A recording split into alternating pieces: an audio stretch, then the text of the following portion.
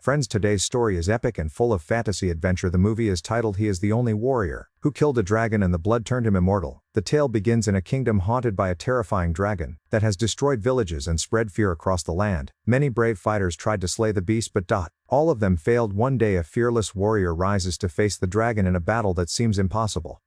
After a long and brutal fight, he manages to kill the creature and prove his unmatched courage. But when the dragon's blood touches him, something unexpected happens. Instead of burning or killing him, the blood gives him extraordinary powers, and makes him immortal. From that moment he is no longer an ordinary warrior but a legend, feared and respected.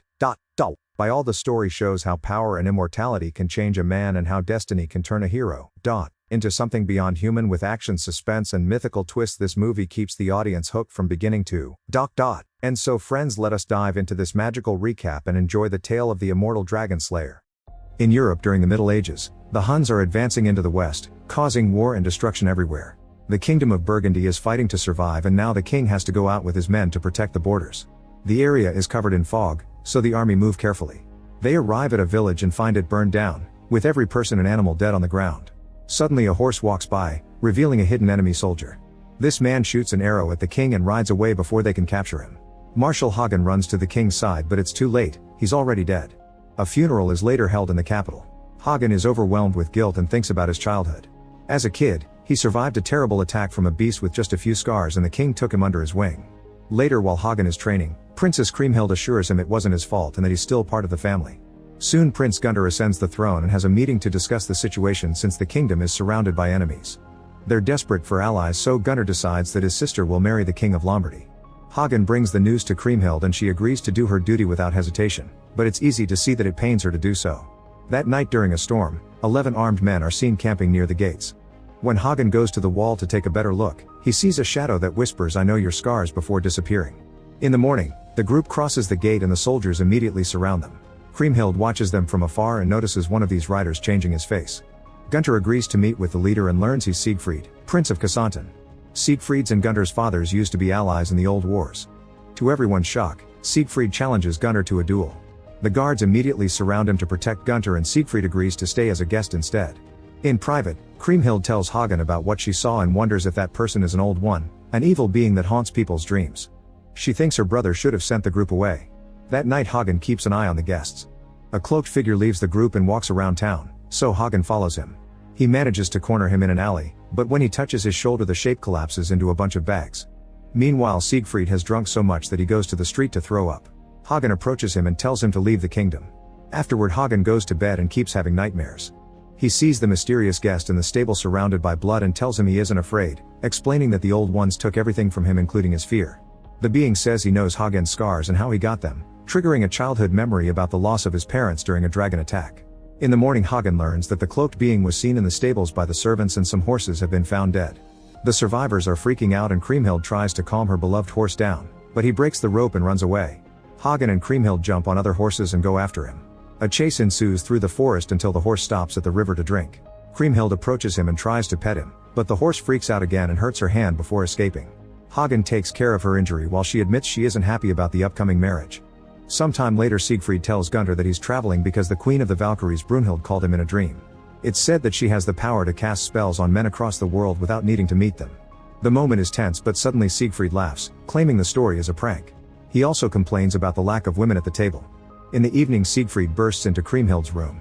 He tells her she's beautiful, but Kriemhild says he has no respect and calls him a lost soul, forcing him to leave. Meanwhile, Hagen tells Gunther that he doesn't think the marriage is a good idea and assures him that their army is strong enough. Gunther trusts him and agrees to cancel the plan.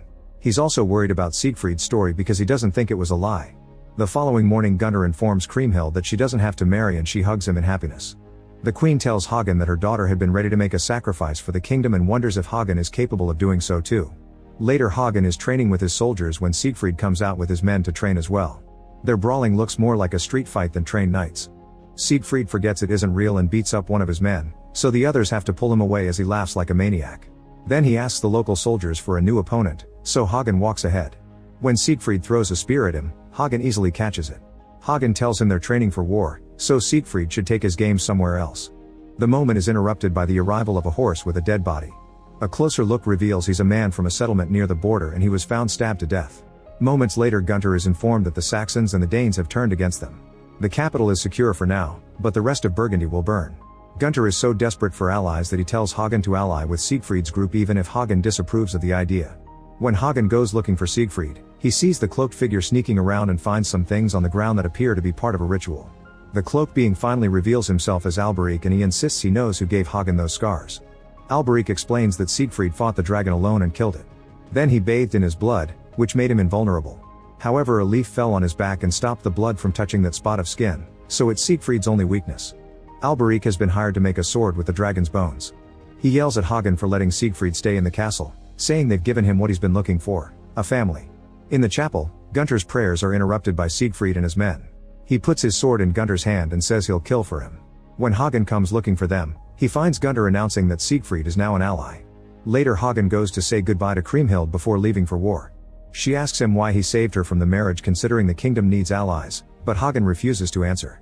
Kriemhild tries to mention the feelings between them and Hagen claims he did it to protect the kingdom, yet she says their home will never be safe. The next day the army marches to war. When they stop to camp for the night, Hagen discusses strategy with his men. He points out that the Saxons and the Danes are brave but lack discipline, so they must take advantage of their chaos. Siegfried is bored and leaves the meeting to rest in the forest. Gunther joins him and asks about the Valkyrie story, so Siegfried tells him that the queen calls for the warrior in him. In the middle of the night, Siegfried rides out and attacks the enemy alone. In the morning, everyone is shocked to see him come back with the head of the Saxon king. He explains that the Saxons are coming after him and are chaotic without a leader, so they must take the chance to fight them. The army is excited and follows Siegfried into battle, ignoring Hagen's concerns. Soon a vicious battle ensues in the forest. Hagen kills any enemy that comes too close, but he's more interested in finding his king. Siegfried fights without mercy and without needing armor, which causes quite an impression on everyone. When Hagen notices that one of his young soldiers has lost his helmet and is about to get killed, he jumps ahead and quickly kills the attacker before passing his own helmet to his friend. The fight continues with both armies losing people all over the place. Hagen sees that his best archer has been surrounded and tries to help, but a bunch of enemies surround him as well. He can only watch as the archer is stabbed to death. This distraction allows an opponent to hit Hagen in the face, causing him to lose his left eye. Hagen immediately brings the attacker down only to collapse in the process. The Dane king is coming for him while Alberic watches from his corner. Siegfried suddenly jumps in and kills the king too before he can reach Hagen, who passes out. When they return to the capital, the crowd cheers Siegfried's name, grateful for bringing them a victory.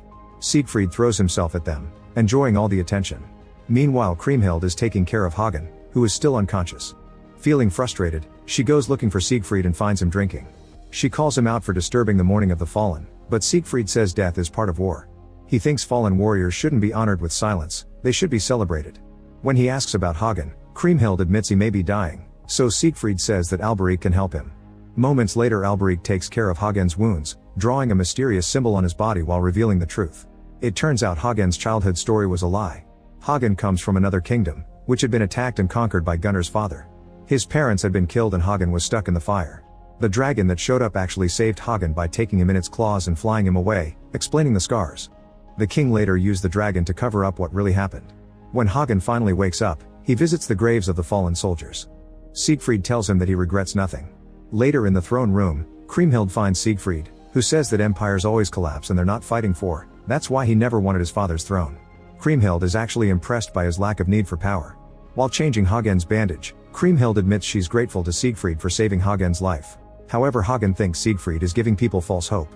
Kriemhild points out that fake hope may be better than no hope at all. For the next few days, Hagen is heartbroken to watch Kriemhild and Siegfried spend a lot of time together. One morning, they ride to the forest and admire the ruins of the old wars.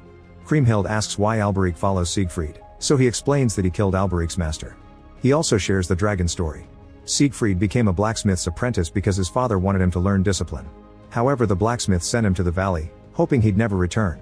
After weeks of wandering, Siegfried found a sleeping dragon and thought it was the most beautiful moment in his life.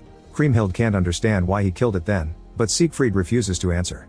On their way back, Kriemhild keeps hearing a voice calling her name. Siegfried tells her to ignore it, but Kriemhild turns around and sees her father's body covered in vines. She runs away in horror, and when Siegfried follows her, she admits she's starting to forget her father's face. He tried to sell her to a stranger and for a while she hated him for it. She has a breakdown and Siegfried comforts her. They end up bonding and getting naughty. After they fall asleep, Siegfried has a nightmare and almost kills Kriemhild, but he wakes up just in time. Meanwhile, the Huns continue to advance through to the west under the leadership of Etzel, spreading death and destruction everywhere. Gunther is informed that Lombardy has gone down and is desperate for more allies. Remembering Siegfried's story, he concludes they must contact Queen Brunhild of Iceland. A council member brings this news to Hagen, disapproving of the idea. Brunhild is part of the Old Ones, who used dark magic and were driven off the land. The council member explains that Gunther has heard the queen in his dreams and thinks it's a trick by Alberic, so he's locked him up. Hagen goes to see Alberic and promises to free him if he shares information about the Valkyrie Queen. Alberic explains that Brunhild is invincible and Siegfried was attracted to that. He kept hearing her voice in his dreams, so he decided to visit her. The queen took a liking to him and they spent a year together, but one day Siegfried disappeared without a word and broke her heart. Alberic believes that Siegfried still loves her. When Hagen opens the cell to free him, Alberic is gone. The next day Hagen tells Kriemhild not to trust Siegfried, but she ignores her warning and announces she'll marry Siegfried to protect the kingdom. A worried Hagen brings the news to Gunther and asks him to set a condition. During dinner, Gunther gives the couple his blessing, but on one condition: Siegfried must guide him to Iceland so Gunther can ask the queen to marry him, that way the Valkyries would become their allies too. Siegfried is furious yet has no choice but to agree. Soon Gunther and his men leave on a ship. The first few days of sailing are calm, but eventually the cold starts giving them a hard time. One night a storm takes them by surprise and the crew struggles to keep the ship under control while Siegfried laughs. Unfortunately the ship hits some rocks and several men fall into the water, including Gunther. Hagen jumps to save his king. In the morning, Hagen reaches the shore and is devastated to find the bodies of his friends. At least Gunther is fine and they reunite with a hug. After finding Siegfried and a few survivors, the group continues their journey on foot. They travel for days until they reach a foggy area. Remembering the rules from his last visit, Siegfried makes everyone put down their weapons. Soldiers surround them and Siegfried asks General Senua to take him to the queen. The group is tied up and taken to a castle beneath a volcano. As soon as they cross the gate, the locals yell at them and start beating them up. Bags are put over their heads as they lose consciousness. When Hagen wakes up, his bag is removed and he finds himself in a big room with Senua. She explains that to win the queen's hand, Gunther will have to defeat her in battle. Many people tried in the past and the skulls are on a pile nearby. Afterward Hagen is allowed to see Gunther, who has a sword that the queen gave him. He explains she's nothing like the stories say and that he'll have to fight her. Meanwhile Siegfried is visited by Queen Brunhild, who gives him a sword too. Siegfried swears that he only came as a guide and that he'll marry the princess, but Brunhild points out that he still came. Sometime later the group reunites outside the castle and Hagen scolds Siegfried for not warning them about the rules. Hagen wants to leave, but Gunther announces he wants to stay. Even Siegfried protests, saying that not even he can defeat Brunhild. Gunther refuses to change his mind, so Siegfried calls Alberic for help. They enter a cave and Alberic takes Siegfried's blood by cutting his weak spot. Then he pushes Hagen and Siegfried underwater while Gunther drinks the blood. He starts squirming in pain, only to gasp in relief when the duo drowns. It turns out Gunther has temporarily gained Hagen's and Siegfried's strength. Afterward Gunther is prepared for battle by the guards. Senua warns him that if his blood touches the snow, the queen will take his head. If her blood touches it, she'll leave with him. Then Gunther finally fights Brunhild, who proves to be an excellent warrior and quickly knocks off his helmet. He surprises her by blocking or dodging her attacks, putting up a good fight. After several minutes of clashing, blood finally falls on the snow. To everyone's surprise, it comes from a cut on Brunhild's leg. Gunther immediately lets go of the power so Hagen and Siegfried can wake up in the cave. Brunhild and her army fall to their knees, determined to keep their end of their deal. When it's time to leave, Brunhild says goodbye to her land in tears. Eventually the group returns to Burgundy and Gunther is devastated to learn that his army couldn't hold the borders, so the Huns have destroyed most of the kingdom. Soldiers are deserting and men in the villages are hiding to avoid being conscripted. Since they urgently need their allies' armies, a double wedding is held. Siegfried and Kriemhild are happy to get married while Brunhild and Gunther look kind of cold. Brunhild doesn't let the priest crown her and instead puts on the crown herself. Later while everyone is getting ready for battle, Brunhild deals with her frustration by attacking Siegfried. She beats him up in front of the entire army before screaming in anger. The night before the big battle, Hagen notices that his soldiers are fearful and hopeless. He gives a speech to fill them with hope, telling them to follow the queen because she'll protect them. In the morning, the army sees Brunhild's volcano erupting in the distance and considers it a good sign. As the battle begins Brunhild charges ahead and nobody hesitates to follow her. The fight is vicious and death is soon covering the entire field, but Brunhild's leadership still easily pushes her team toward victory. Etzel stares at her overwhelming power and has no choice but to retreat. In the evening, a huge party is thrown to celebrate their victory. While everyone is dancing and drinking, Brunhild and Siegfried dance too closely and end up leaving together, which is seen by Hagen. The next morning, Hagen notices that Brunhild and Siegfried are still flirting in front of everyone. Hagen approaches Siegfried in private and explains he'll tolerate this on the battlefield, but Siegfried must stay loyal to Kriemhild when they return. Siegfried hugs him and promises to treat the princess well.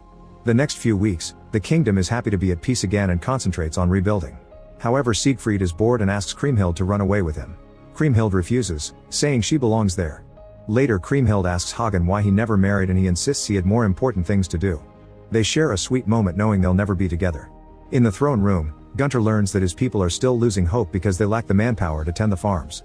Siegfried steps in to help, but Gunter hates how the locals like him better and scolds him for interrupting. Later Gunter tells Hagen that he's worried about Brunhild because she ignores him but looks lovingly at Siegfried. He asks for the truth of what happened, yet Hagen assures him they only fought and won. One night during dinner, Siegfried is very rude to one of the councilmen and harasses him until he leaves. A furious Gunter yells at Siegfried and says that he hasn't become real family yet. When Siegfried tries to start a fight, Hagen stops him. Later Gunter sees Brunhild riding out of the castle and follows her. The next morning, Gunter tells Hagen that Brunhild and Siegfried have been meeting in secret. The people continue to adore Siegfried, but he comes and goes without caring about anyone's feelings. Gunter doesn't want Siegfried to destroy the family, so Hagen agrees to do what the kingdom needs. Meanwhile Siegfried apologizes to Kriemhild, yet he continues getting drunk in taverns and getting in fights. One day, Hagen invites Siegfried to go hunting and together they bring down a white stag. Hagen has many chances to kill Siegfried with a surprise attack but he doesn't dare to do it. Instead he gives Siegfried a sword and asks for a fair fight. They are both great warriors and keep on fighting for several minutes. They manage to disarm each other so they throw punches instead. After some struggle, Hagen holds Siegfried's head underwater, only for Siegfried to stab him in the leg. The battle continues and Siegfried brings Hagen down, so he puts his sword against his neck. When he's about to kill him, Gunter surprises Siegfried by stabbing him in his weak spot, finally ending his life. Then Hagen tells Gunter to ride ahead since nobody should know he was there. He notices that Alberic has watched everything, but when he comes closer to the shadow, he just sees a tree. Hagen returns to the city with Siegfried's body, saying that he defeated him in a duel. Kriemhild has a breakdown while revealing that she's pregnant. In private, Brunhild has a breakdown as well. During the funeral, Hagen defends what he did to protect the kingdom but is open to punishment from the princess. However, instead of executing him, Kriemhild curses him to live long enough to serve Siegfried's son, which will make him suffer more than death. Make sure to subscribe and turn on notifications so you can watch more videos like this. Thanks for watching.